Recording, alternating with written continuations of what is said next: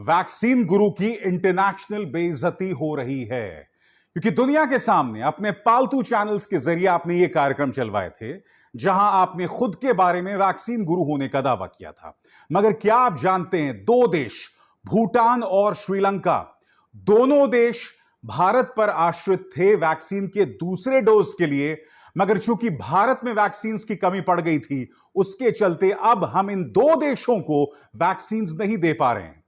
यानी कि अंतर्राष्ट्रीय तौर पर हमने जो अपनी तरफ से एक कमिटमेंट दी थी, उस कमिटमेंट तक को हमने पूरा नहीं किया। यह इंटरनेशनली बेइज्जती नहीं हुई तो आखिर क्या हुआ? ये दोनों देश अब चीन की गोद में जाकर बैठ जाएंगे। यह हमारी बेइज्जती नहीं हुई तो आखिर क्या हुआ? और हमने इन कार्यक्रमों के जरिए प्रधानमंत्री नरेंद्र मोदी को वैक्सीन गुरु का रुतबा दिया था। क्यों? क्योंकि हमने भारतीय वोटर्स, भारत के भोले भाले वोटर्स को यह बतलाया था कि देखो किस तरह से भारत जो है वो दुनिया भर की वैक्सीन की जरूरतों को पूरा कर रहा था। यानी कि उस वक्त हमने यह प्लानिंग नहीं की थी कि देश के अंदर कितनी वैक्सीन की जरूरत पड़ेगी, तो हमने अपनी तरफ से कमिटमेंट कर दी। मगर बाद में जब कोरोना की दूसरी लहर आई और लाखों की तादाद में लोग मरे, तब इन्हें बात समझ आई। फिर ये लोगों ने क्या किया कि दूसरे देशों को जो उन्होंने कमिटमेंट की थी उसे तोड़ दिया।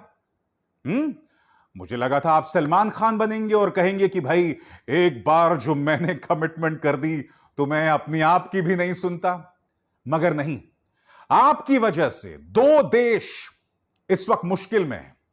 मैं आपको बतलाना चाहता हूं दो देश कौन से हैं, एक भूटान, एक श्रीलंका। भूटान की खबर देखिए दोस्तों। Hit by India's vaccine export ban, Bhutan seeks help। आज की तारीख में एक छोटा सा देश भूटान पूरी दुनिया के सामने गिड़गिड़ा रहा है, मदद मांग रहा है। और क्यों तड़प रहा है मैं आपको बताता हूं। क्योंकि भारत ने अपनी तरफ से वैक्सीन मुहैया कराने की एक कमिटमेंट दी थी और उस कमिटमेंट से भारत पीछे हट गया है क्योंकि हमें अपनी जरूरत है। आज की तारीख में उनकी स्वास्थ्य मंत्री क्या कह रही है, मैं आपको पढ़ के सुनाना चाहता हूं। हम दुनिया से अपील कर रहे हैं कि वो भूटान की मदद करें। उन्हें समझना होगा कि एक छोटे से देश होने के नाते हमारी क्या दिक्कतें हैं।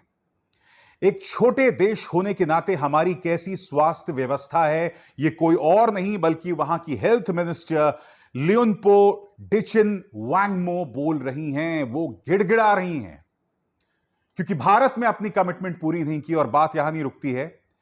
आपके सामने श्रीलंका की खबर।